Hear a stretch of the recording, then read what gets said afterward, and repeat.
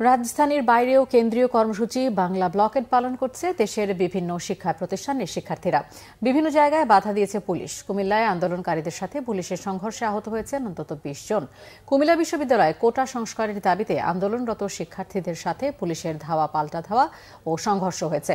বিকেল 3:30টার দিকে শিক্ষার্থীরা ঢাকা চট্টগ্রাম মহাসড়কের কুমিল্লার কোটাবাড়ির দিকে যেতে চাইলে পুলিশের বাধার মুখে পড়ে। এ সময় পুলিশ ফাঁকা গুলি ও টিয়ার শেল ছুড়ে শিক্ষার্থীদের ছত্রভঙ্গ করে দেয়। শিক্ষার্থীরাও ইট পাটকেল ছোড়ে।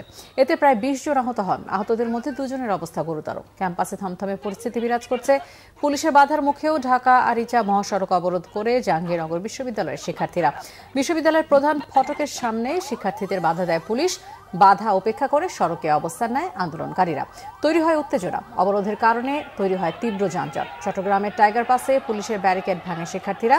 ধাক্কাধাক্কি হয় পুলিশের সাথে। এই সময় আন্দোলনকারীদের মিছিলে লাঠিচার্জ করে পুলিশ। কয়েকজনকে আটক করে আবার ছেড়েও দেওয়া হয়।